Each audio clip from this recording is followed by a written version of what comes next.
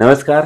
आपलं स्वागत आहे आयकॉन स्टील प्रस्तुत बिल्ड आयकॉन या उपक्रमामध्ये. आज आम्ही आलो सांगलीमध्ये आणि माझ्यासोबत आहेत इंजिनियर उमेश कुरणे सर, जे मागच्या 20 नमस्कार. वर्षांपासून या क्षेत्रामध्ये अतिशय उत्तमरित्या काम करत आहेत. मग काही रेसिडेन्शियल बंगलो असतील ही त्यांची स्पेशालिटी आहेच, पण त्याच्याबरोबर बिल्डर डेव्हलपर म्हणूनही त्यांनी काही वेळ काम केलेलं आहे या क्षेत्रामध्ये.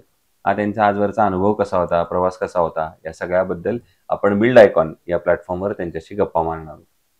आता गप्पांना आपण इथून सुरुवात करूया. ते म्हणजे तुमचा शैक्षणिक प्रवास कसा होता? म्हणजे शाळा कुठली होती? मग कॉलेज कुठलं होतं? या फील्डमध्ये येण्यामागची प्रेरणा कोणाची होती? प्रेरणास्थान कोण होतं, ज्यांच्यामुळे तुम्हाला असं वाटलं आपणही सिव्हिल इंजिनिअर व्हावं किंवा या क्षेत्रात यावं? तर कसा होता हा सगळा प्रवास? ॲक्च्युली तसं माझे वडील बँकेत असल्यामुळं मी बऱ्याच शाळांमध्ये फिरलो. हं. म्हणजे पहिला मिरजमध्ये मिरज हायस्कूल म्हणून होतं. तिथं 4 महिने मी थोडंसं 4 महिने झाल्याने वडिलांची बदली झाली. त्यामुळं आम्ही सगळी आमची पूर्ण होल फॅमिली आम्हाला आटपाडीला जायला लागलं.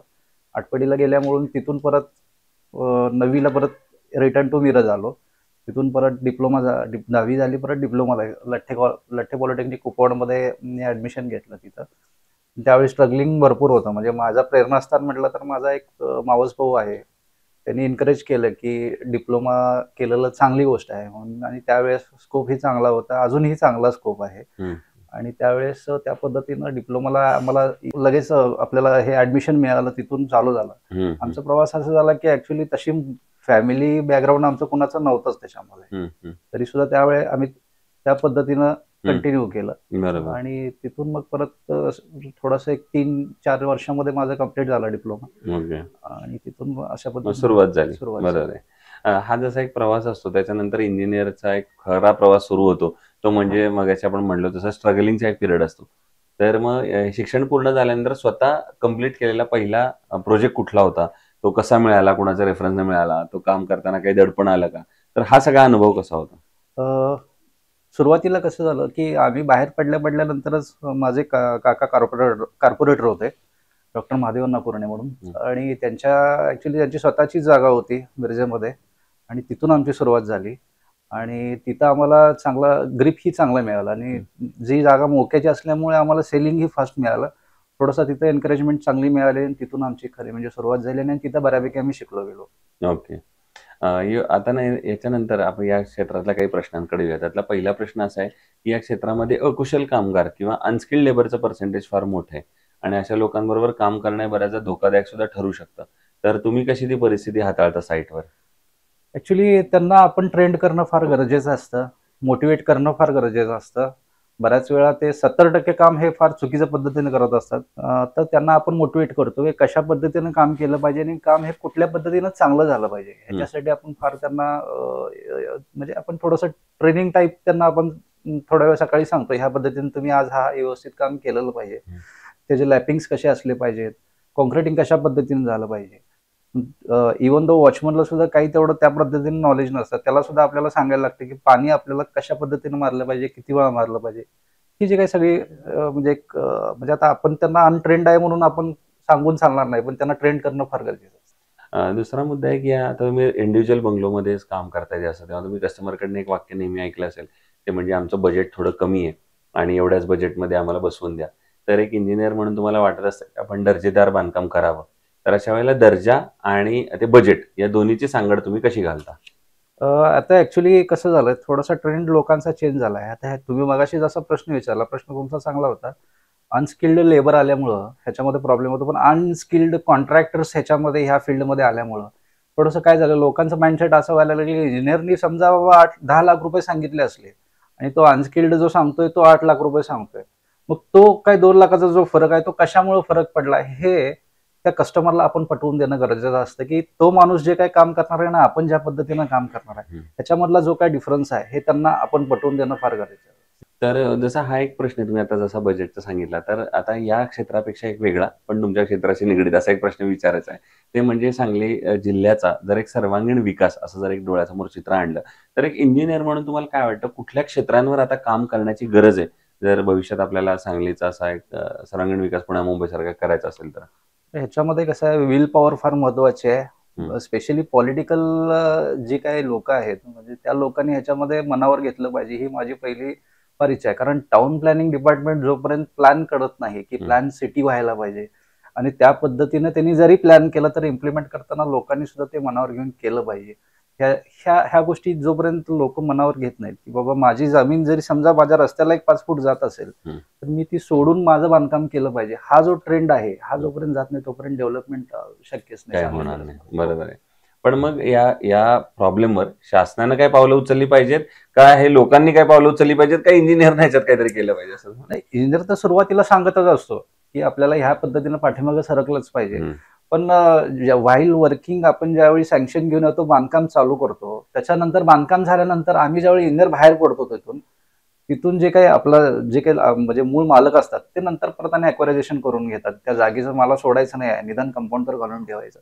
त्यामुळे डेव्हलपमेंटमध्ये आता ह्याच्यामध्ये टाउन प्लॅनिंग जे काही डिपार्टमेंट आहे आपल्या इथून त्या लोकांनी थोडंसं लक्ष दिलं पाहिजे की व्हाईल वर्किंग काम चालू असताना कशा पद्धतीनं तिथं काम चालू आहे किंवा काम झाल्यानंतर आपण कम्प्लिशन देतोय, काम पूर्ण झालंय किंवा कुठं जर समजा त्याच्यामध्ये अतिक्रमण होत असेल तर त्या ठिकाणी त्यांनी जाऊन बघितलं पाहिजे. आता पुढचा एक अवघड प्रश्न असा आहे की मागच्या 20 वर्षात तुम्ही इतके काम केलेले, तर त्यातला एकच प्रोजेक्ट निवडायची वेळ आली की जो तुमचा आयकॉनिक प्रोजेक्ट असेल, तर तो कुठला सांगता येईल प्रोजेक्ट की जो करताना आनंद समाधान वेगळं होतं आणि एक अभिमान पण वाटला, काहीतरी वेगळे पण होतं त्या प्रोजेक्टमध्ये? ऍक्च्युली बसवज्योती टॉवर्स म्हणून आता मिरज हायस्कूल रोडमध्ये आम्ही प्रोजेक्ट केला. तिथं सगळ्याच हँडलिंग मी स्वतः करायचो आणि तिथं काम पण भरपूर असायचं. म्हणजे प्लॅन जवळजवळ 5,000 स्क्वेअर फीटचं वन मॅन म्हणजे सगळं ऍडजस्ट करणं, from the labours to customers, banks, all everything आणि एक्झिक्युशन, ह्या सगळ्या गोष्टी हँडल करणं त्यावेळेस साधी गोष्ट नव्हती. आणि एक चॅलेंजिंग पण होतं, पण एक आनंददायक पण होतं. म्हणजे समजा माझ्या दिवसाची सुरुवात जर 9 ला व्हायची, रात्री झोपायची वेळ माझी 12 पर्यंत असायची. इतकं काम त्यावेळी असायचं पण आणि ते व्हायचं पण. बरोबर आहे. हा जसा एक आनंदाचा क्षण सांगितला तुम्ही की हे पूर्ण झाल्यानंतर, तसा एखादा प्रसंग असा की त्याच्यात काम करताना काही प्रॉब्लेम्स आले, संकट आली आणि त्याच्यावर तुम्ही कशी मात केलीत, असा एखादा प्रसंग आठवतोय? चॅलेंजिंग त्यावेळी असं काही झालेलंच नाही. म्हणजे काय ऍक्च्युली थोडंसं आता अपग्रेडेशन जास्त चांगलं झालेलं आहे. म्हणजे फार लोकांना आता म्हणजे मगाशी तुम्ही प्रश्न विचारल्याप्रमाणे लेबर्स लोकांना पण फार जास्त काय सांगायची गरज नाही. आता आरएमसी सारखे प्लांट आलेले आहेत. पहिला कसं असायचं, मिक्सरवर कॉन्क्रिटिंग करायची वेळ यायची, पण आता तसं नाही. आरएमसी आल्यामुळे थोडंसं काम बऱ्यापैकी हलकं झालेलं आहे. आणि म्हणजे आता लोकांचा ट्रेंड चेंज झालेला आहे की fast working in the minimum time, ह्या पद्धतीनं चालू आहे. बरोबर. दुसरं, स्टील निवडताना तुम्ही काय पॅरामीटर्स बघता आणि ठरवता की हे स्टील वापरलं पाहिजे आपण कन्स्ट्रक्शनला? पॅरामीटर्स स्पेसिफिकली सगळ्या गोष्टीचा जर विचार केला, not only a steel itself, पण एक कॉस्ट कटिंग ह्या पद्धतीनं पहिला विचार झाला म्हणजे होतो. Second thing, strength point of view बघितलं जातं आणि स्ट्रेंथ ज्यानुसार आपली स्ट्रेंथ ज्या पद्धतीची आहे त्या पद्धतीनं आम्ही मग पुढच्या गोष्टी हे करतो, एक्झिक्यूट करून घेतो आणि वापरतो. बरोबर. आयकॉन स्टील तुम्ही वापरलंय का कुठल्या प्रोजेक्टवर? तर तुमचा अनुभव कसा होता स्टील म्हणून आणि त्याची सर्व्हिस म्हणून? सर्व्हिस तर फार छान आहे, काही प्रॉब्लेमच नाही. आणि आयकॉन स्टील बरीच जुनी पण आता कंपनी बऱ्यापैकी आहे, त्याच्यामुळं समजा जरी काय टेक्निकली जरी काय इश्यूज आले किंवा while execution, they are reliable for us. Okay, क्या बात आहे. आणि आता अगदी शेवटचा प्रश्न म्हणजे या क्षेत्रात जे आता तरुण इंजिनियर्स येतात ज्यांचं पहिलं पाऊल आहे या क्षेत्रामध्ये, तर एक सिनियर म्हणून, अनुभवी म्हणून तुम्ही काय सल्ला द्याल त्यांना या क्षेत्रात येण्यापूर्वी? आता तरी असं आहे की ह्या क्षेत्रामध्ये स्कोप तर भरपूर आहे. काम करायची इच्छा पाहिजे, जिद्द पाहिजे आणि आपण लोकांना त्याप्रमाणे मोटिवेट केलं पाहिजे. म्हणजे आता मगाशी मी एक सांगितलं तुम्हाला की बाबा 8-10 लाखाचं काम असेल, 8 लाखामध्ये जर कोण करत असेल तर तो जो व्यक्ती आहे, बांधकाम करून घेणारा जो काही मालक आहे, त्यांना आपण पटवून देणं हे आपल्यासाठी फार चॅलेंजिंग आहे. म्हणजे फॉर एक्झाम्पल सांगतोय, 10 लाखात बिल्डिंग होत नाही, पण सांगितलं. त्याच्यामुळं हे एक सगळ्यात मोठं चॅलेंज आहे की अनस्किल्ड लेबर्स जे आहेत, जे they are entering in our field as a contractor म्हणून, त्यांना आपल्याला चॅलेंज करणं ही फार मोठी गोष्ट आहे. एवढंच. बरोबर आहे, क्या बात आहे.